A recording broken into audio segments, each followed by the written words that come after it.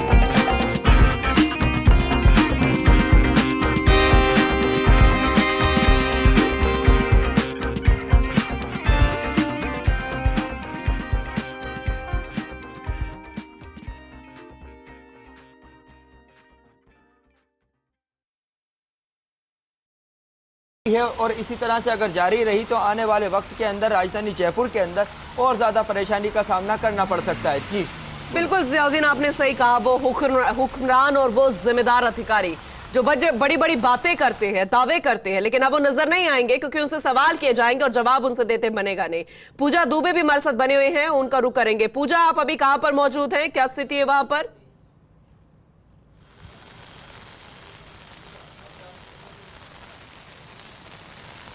पूनम, देखिए ये जो मौसम है, मानसून ना राहत लेकर आता है और उसके साथ में आफत लेकर भी आता है। सबसे पहले तो मैं मौजूद हूँ गांधी पथ में, आपको बता दूं यहाँ की तस्वीरें आप देखिए कि किस तरह से पानी भरा हुआ है। मैं कैमरामैन को बोलना चाहूँगी कि यहाँ मेरे पीछे जो तस्वीरें हैं इनको दिखाएं कि गांधी पथ जैसा जो एरिया जो इतना निचला है वहाँ का जो ड्रेनेज सिस्टम है वो उसको मैं दिखाना चाहूँगी कितना विफल है, कितना खराब है। यहाँ पे जेडीए की जो प्रशासन है उसकी पोल खुलती हुई नजर आ रही है।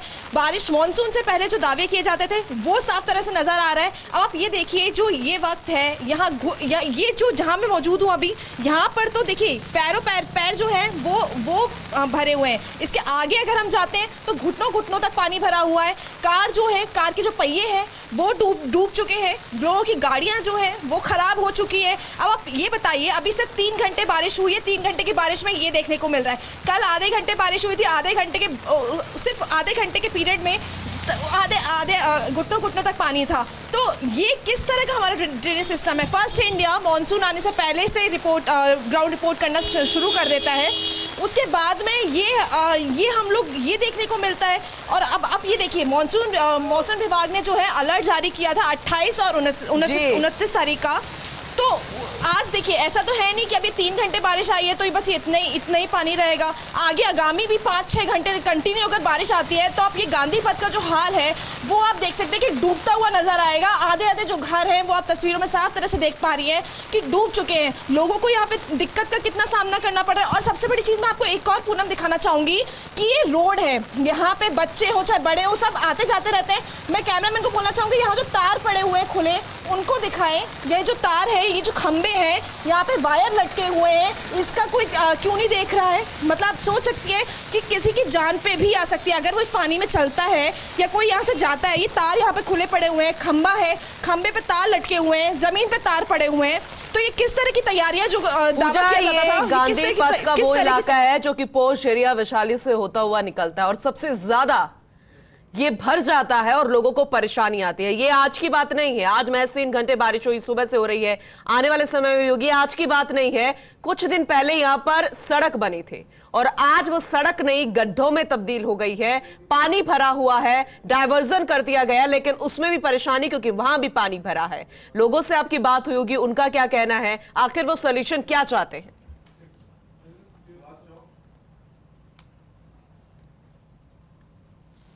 देखिए पूनम, देखिए हर साल का यही है। ये जो जगह है यहाँ पे मानसून से पहले सड़क बनाई जाती है।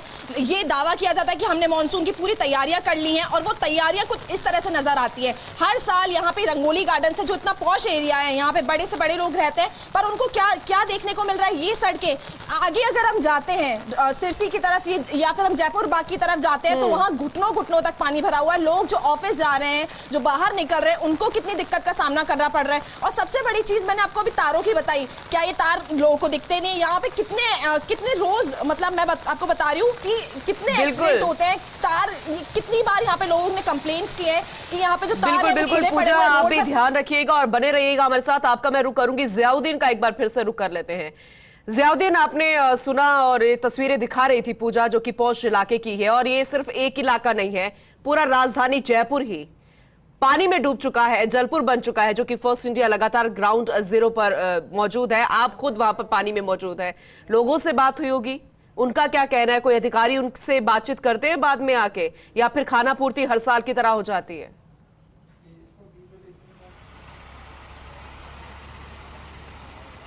हर चीज़ में खाना पूर्ति होती है, क्योंकि जब मानसून की शुरुआत होती है उससे पहले आपदा प्रबंधन की बैठक होती है, बड़ी बड़ी बैठक होती है, कागजी खाना पूर्ति होती है और दावे किए जाते हैं कि मानसून के अंदर हर हालात से निपटने के लिए हम तैयार हैं। और उस बैठक होती है जिला कलेक्टर की अध्यक्षता में, जिसके अंदर निगम के जो जिम्मेदार अधिकारी हैं वो भी मौजूद रहते हैं। लेकिन जब जल भराव की स्थिति पैदा हो जाती है तो वो नज़र नहीं आते।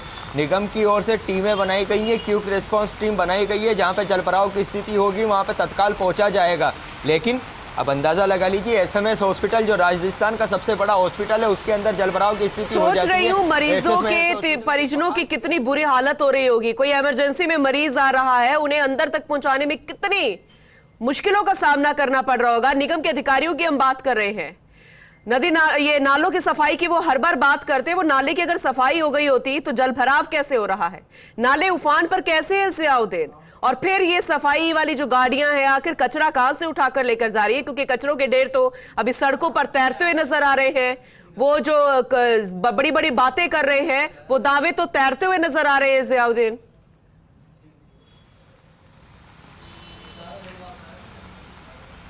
देखिए, हल्की सी बारिश में उन दावों की पोल खुल जाती है। हर साल करोड़ों रुपए खर्च किए जाते हैं नगर निगम, हेरिटेज और ग्रेटर की ओर से जयपुर शहर के नालों की सफाई के नाम पर, और ये दावा किया जाता है कि नालों की सफाई पूरी तरह से कर दी गई है।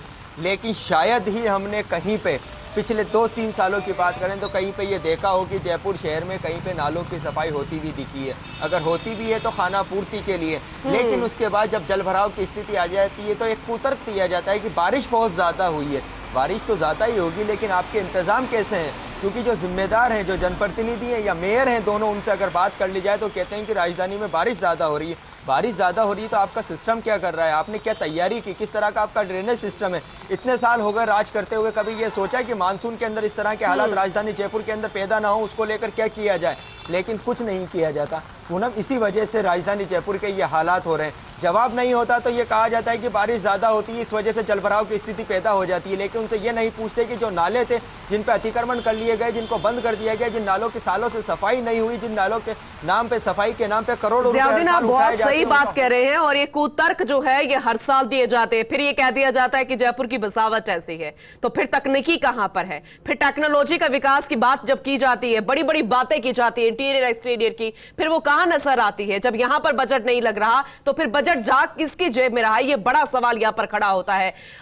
पूजा, आप दोनों हमारे साथ बने रहिएगा, क्योंकि अब साइड इफेक्ट्स की खबरें आनी शुरू हो चुकी है, वो जरा दर्शकों तक पहुंचा दें। ब्रह्मपुरी में एक भवन की दीवार ढह गई है, ये बारिश का साइड इफेक्ट है राजधानी जयपुर में।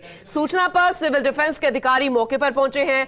अच्छी बात, राहत की बात, इस हादसे में कोई जनहानि नहीं हुई है। ब्रह्मपुरी में एक भवन की दीवार ढह गई है। वो तमाम वो इलाके जहां पर निचला इलाका, जहां पर पानी सबसे ज्यादा भरता है, बड़ी बड़ी बातें की जाती है निकासी की, लेकिन सारी बातें विफल, सारे दावे आज तैरते हुए जयपुर में नजर आ रहे हैं। ज़ियाउद्दीन, हम वही बात कर रहे थे कि कोई इस तरीके की खबर ना आ जाए, कोई साइड इफेक्ट की बात यहां पर ना आ जाए, और अब ये सामने आ गया है। आपसे सीधा ये सवाल जानना चाहती हूँ, ये तो चलो एक हादसे की खबर है, ऐसे और कई इलाके होंगे, फटाफट गिना दीजिए और कहां पर इस तरीके के हादसे हो सकते हैं जहां पर रिपेयर की, मरम्मत की गुंजाइश थी लेकिन नहीं की गई?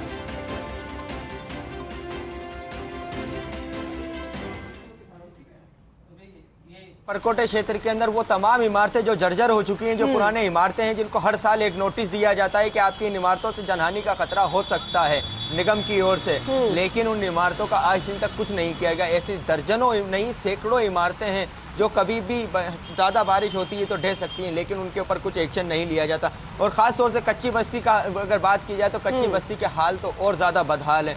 सीकर रोड की बात की जाए तो सीकर रोड के ऊपर जो कॉलोनियाँ हैं उनके अंदर पानी भर चुका है, घरों के अंदर पानी भर चुका है, लोग घरों में कैद हैं, घरों से बाहर नहीं निकल पा रहे। तो राजधानी जयपुर में 1-2 स्थान नहीं है, कई स्थान है, गिनाते गिनाते काफ़ी वक्त लग जाएगा, लेकिन पता जब चलेगा ना, जब अधिकारी उनकी सुने, जिम्मेदार जो अधिकारी हैं उन्होंने फ़ोन उठाना बंद कर दिए, जिम्मेदार जो जनप्रतिनिधि है उन्होंने फ़ोन उठाना बंद कर दिए। कि जहाँ सिविल डिफेंस की टीम जो पहुंची है, शायद ये ब्रह्मपुरी में तब पहुंची होगी जब कोई बड़ी जनहानि की उनको सूचना मिली होगी। दीवार गिरी है तो पहुंचना ही है, लेकिन वो भी अतिश्री कर देंगे अगर ये जलभराव की स्थिति ना होती है, क्योंकि पुरानी इमारतें हैं, अगर उन इमारतों के आसपास जलभराव की स्थिति होगी तो उनकी नींव कमज़ोर हो जाएगी, और कमज़ोर हो जाएगी तो ढहने का खतरा बना रहता है। और इसी तरह के हालात, चाहे कितनी भी मजबूत इमारत हो, अगर वहाँ पर जलभराव की स्थिति होती है तो इसी तरह के हालात होंगे।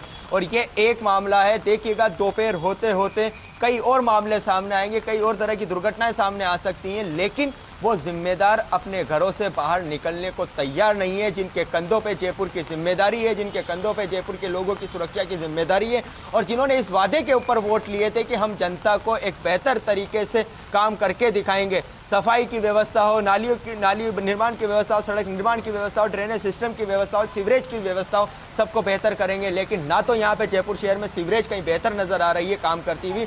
सीवरेज के जो जितने भी सीवरेज के जो पॉइंट है उन सब के अंदर से पानी बाहर निकल रहा है, तो उल्टा हो रहा है कि सीवरेज के अंदर से पानी का जो फ्लो है अंदर होना चाहिए पाइप के अंदर, वो सड़क के ऊपर नजर आ रहा है। तो आप अंदाजा लगा लीजिए किस तरह का सिस्टम है। और ये वही जयपुर है जिसको हेरिटेज का तमगा मिला है, स्मार्ट सिटी का तमगा मिला है, देसी विदेशी टूरिस्ट यहाँ पर आते हैं, हर साल लाखों की तादाद में टूरिस्ट आते हैं, तो क्या वो इमेज लेकर जाते होंगे इस जयपुर की? ये जयपुर राजस्थान की राजधानी है और अपने आप में ऐतिहासिक नगरी भी रही है, लेकिन उसके किस तरह के हालात यहाँ पे कर दिए गए उसका जवाब किसी के पास नहीं है। जिम्मेदार कौन है? जनता परेशान हो बिल्कुल चुकी है। बिल्कुल तो जियाउद्दीन, मुझे शर्म आती है जब इस तरीके की खबरें सामने आती है और अब तस्वीरें भी हम दिखा पा रहे हैं।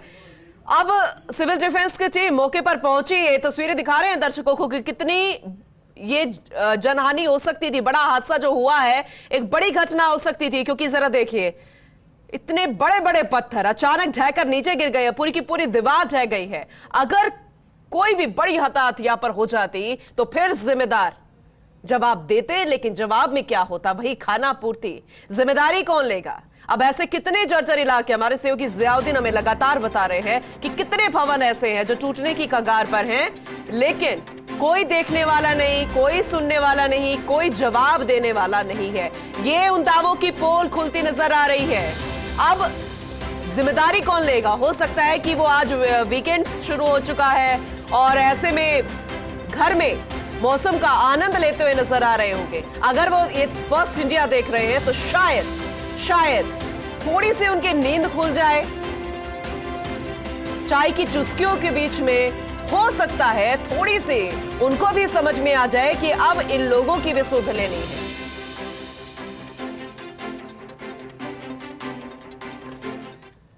चलिए, बारिश के साइड इफेक्ट्स आने शुरू हो चुके हैं, मॉनसून अपडेट भी आपको दे चुके हैं, लेकिन लगातार आप फर्स्ट इंडिया पर बने रहिए क्योंकि आप तक खबरों का सिलसिला हम पहुंचाते रहेंगे।